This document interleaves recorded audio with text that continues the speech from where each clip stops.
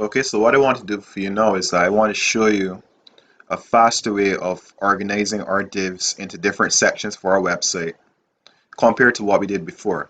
So before, what we did is that we had our divs and we put this first div as our header across the top here, and then we set these two below up by floating to the left and floating to the right.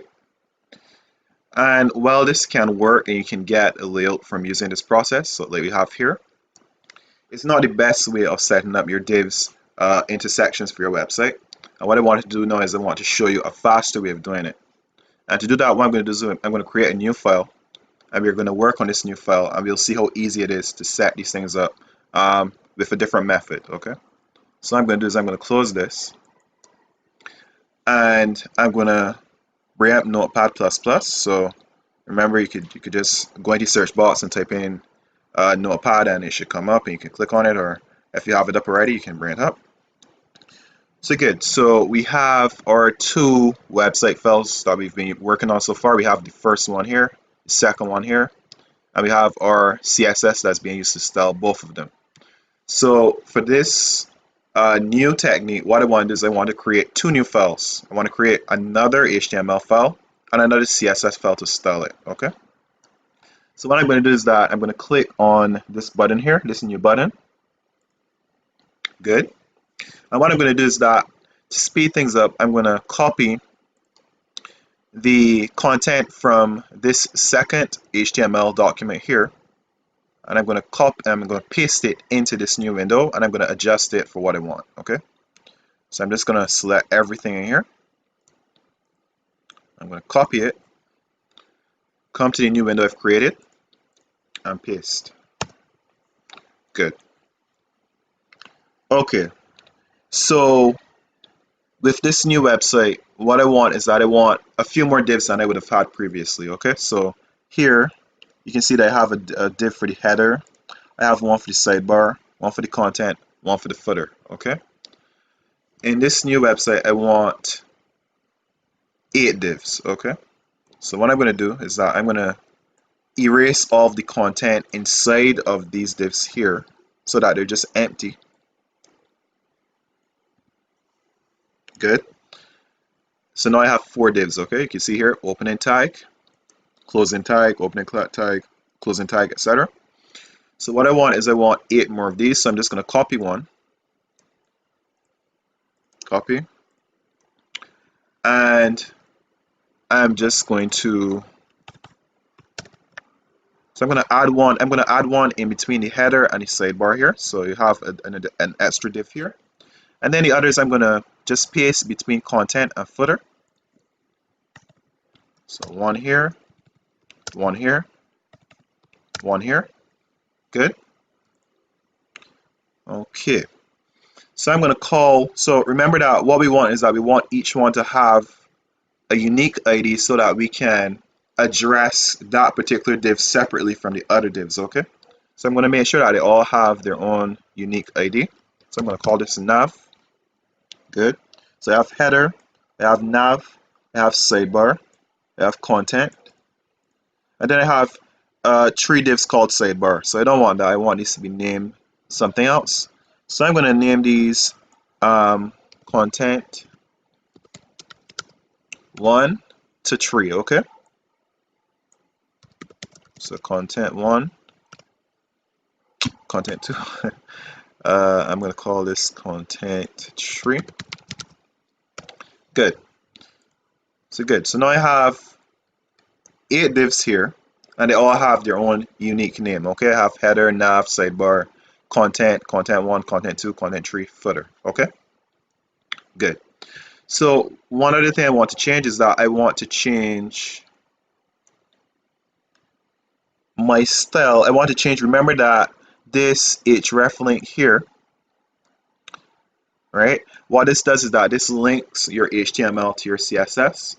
And I'm not going to use the same CSS file to style this particular HTML document.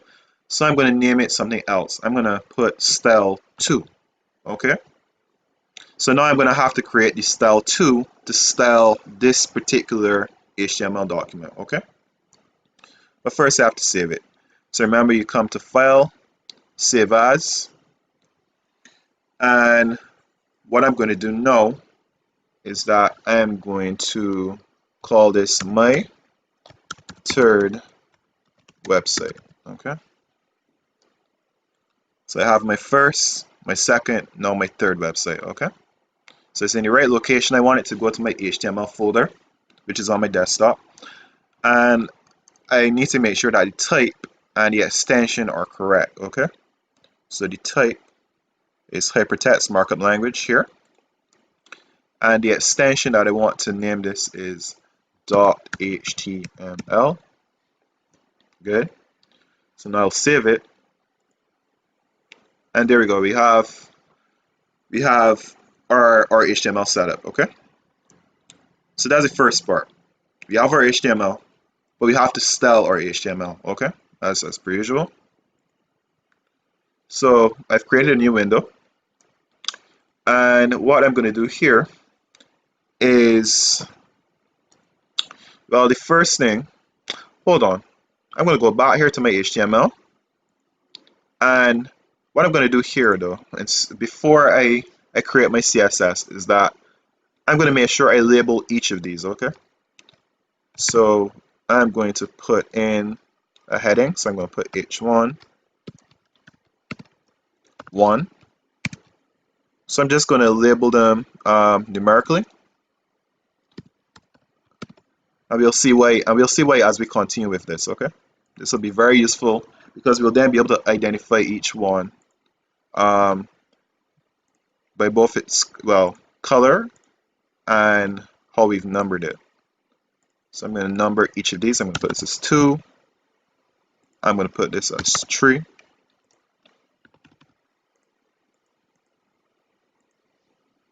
Put this as 4. All the way down. Okay, I'm going to label each of these.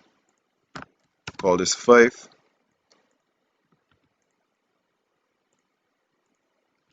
6. 7.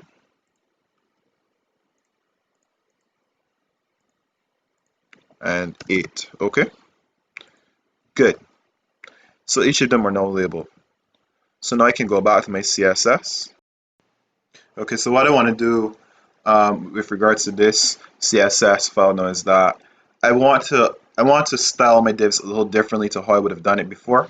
So before, what I did, so if I come back to Chrome, before, what I did is that, we had these 4 different main divs, and we colored each one a unique color, right? And because of that, we were able to tell which div was going where, and so on. I'm going to do things a little bit differently in this one. So I have them all numbered.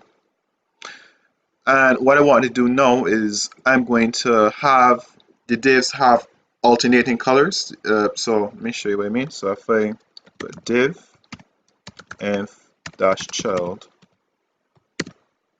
let's say even, and then I change the background color to red. Okay, so this is something new that we haven't touched on before. So this new command. But if we look at it, we could kind of break down what it means exactly, right? So if you look here, you have div, and you're saying that you want the nth children of div even to have this particular color. Okay, so you're doing something to the nth children of div, and the nth is defined by what's in this bracket here. Okay, so we're saying that we want the even divs to become red. That's what that command is doing. Okay, so what I'm going to do is that I'm going to have these, the even ones. So the even ones, as you would know, will be 2, 4, 6, 8. So those are going to be red, and I want to change the odd ones to another color so that I could kind of get a alternating color scheme going on so that I can see how things are being positioned. Okay, so I'm going to put div env-child, and this also gives me the opportunity to show you this command too, because this command is very useful. So you don't only have to use this for divs, you can use this for other elements as well. So I'm going to make the background color, no, what am I doing? Background color blue. Good. Okay, so I have a red on my even divs and blue on my odd divs. Okay, so what I'm going to do is I'm going to save this CSS file and see what is going on. Okay, so I'm going to go to File, Save As. Remember that I want to save it in the CSS folder, and I want to call this style2, since that is what we called, that's what we put in our link to the CSS folder, right? Well, the CSS file, I should say. I'm going to put the save as type to be cascading style sheet. So cascade style sheet is good. And just make sure that your extension is correct. So the extension is the little 3-letter or 4-letter word that comes at the end of your file name that just identifies the type of file. So just make sure you have that as .css. So the location is right, file name is in, and we have our cascading style sheet as our save as type. So let's save it. Good. So now I want to check and see what this looks like. So I'm going to bring up my HTML folder. And remember that we could just right click on the website, open with, and I want Google Chrome. Good. Okay, nice. So we have our divs. So all of our divs are numbered. And we also have them in alternating colors so we can kind of see what's going on. Okay? Good. So what I want to do now is that now that we can differentiate which div is which, what I want to do now is that I want to get into showing you this other way of organizing our content, okay? Organizing our divs. There's one thing that I have to add that I did not add before. What I want to do is I want to come back to the HTML, and what I want is that I want a containing div that holds all of these other divs, okay? So I'm going to put that here. So this container div, I'm just going to call this container. So I'm going to put div ID is equals to, I'm going to call this container, because what I want is that I want to be able to use this container. So what I'm going to do is I'm going to have certain commands assigned to this container div, and they will affect all the divs inside of it. Okay, and I'll show you how that works in a minute. Okay, so then I'm going to have /div. Good. So you have our opening tag, our closing tag, and again, to make sure that content is contained in a div, you put the opening tag before that content and the closing tag after the content. So now these 8 divs are now contained in this container div. Good. Okay. Good. So what I want to do now is I want to start organizing this using this new method that I was talking about. So to do that, what I'm going to do is that I'm going to come down again, and I'm going to use my container to set up this new method. So to do this, what you do is you come here and you put display grid. Okay, display grid. So first you made this declaration that you want to display your content with the grid layout, and then you have some additional commands you use to set how your grid works. And the grid works like let's see, like an Excel spreadsheet. Okay, so if I bring up Excel quickly just to demonstrate how this thing looks. So bring up Excel. I'm just gonna do a new. Good. Okay. So if you look at Excel, we can see here that we have space. Okay, we have our workspace, and the workspace is divided up into cells. Okay, each of these individual rectangles is a cell, and we can think of these cells as being like our divs. Okay, And what happens is that you have columns, right? So the columns are what you are labeled here: A, B, C, D, E, F, G, etc. So coming from the top to the bottom, you have columns, and going from the left to the right, you have rows. Okay. So the horizontal columns, so the horizontal lanes of the horizontal lanes of cells are your rows, and the vertical lanes of cells are your columns. Okay. And this is a similar principle to what we're going to be using here. Okay. So what we do is that when we're setting up things with this grid layout, we have to set up how wide and how many columns we're going to have, and how wide and how many rows we're going to have. Okay, so you have 8 divs here, and what I want to do is I want to, just to show you what's going on, I want to have 3 rows and 3 columns. Okay, so you set your rows, you set your columns by putting in grid dash template dash columns. Okay, so this is to set our columns. And what I'm going to do here is that I'm going to set this, and you can set these in various ways. You can set them with what we call fractionals. So you can do it like this. You can put 1fr, 1fr, 1fr. Okay, and so I'm just going to do it like this first and show you how you can do it otherwise. So grid dash template dash rows. I'm going to put 1fr, 1fr, 1fr again. Okay. So as I was saying, what these commands do is that they set how many and how wide your rows and columns are going to be. So if we look here, we can see that we have 3 columns, okay? And we have 3 rows. And the spacing is defined by the value that we put in, okay? So how many values, how many attributes you put here determines how many of either columns or rows are going to occur. And the width is determined by what value you put in. So because I put in what you call fractionals, what these will do is that these will divide the space up equally. So let's see what happens. Let's look at this in action. So I'm going to save. I'm going to come back to Chrome. I'm going to look and see what's going on. Oh, it's not working. I must have made a mistake. Let me see, minimize this. I don't see any issues here. Let me check my, oh, I see what happened. Oh, I didn't save my HTML. Sorry about that. Let me just save the HTML. Let's check it again. Refresh. Good. Okay. So now we can see that we have 3 columns. So we have 1, 2, 3. And we have 3 rows. 1, 2, and 3. Okay.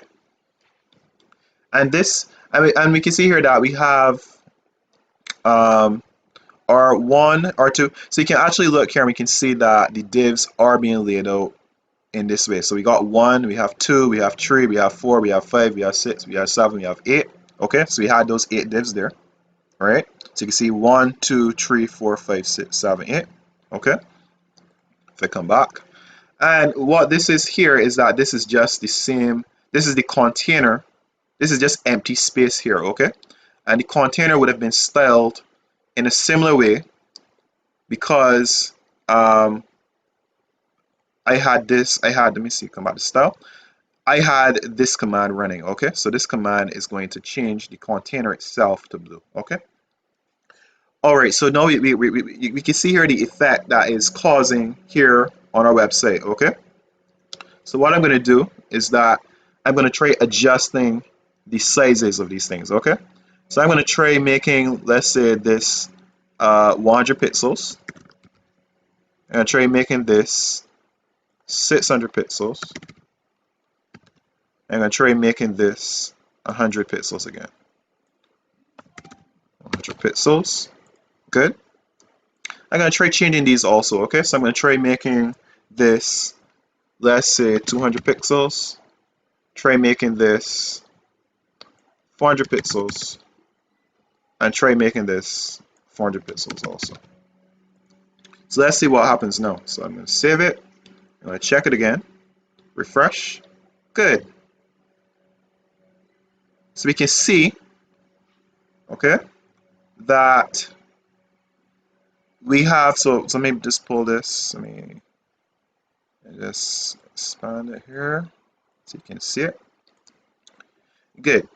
So if you look here, we can see here that we set our columns up in such a way that the first column is going to be half the width of the other two, and the other two would be the same, width. Okay. So if you look here, you can see here that that's happening. You can see that this is half as wide as this, and these two are the same width. Okay.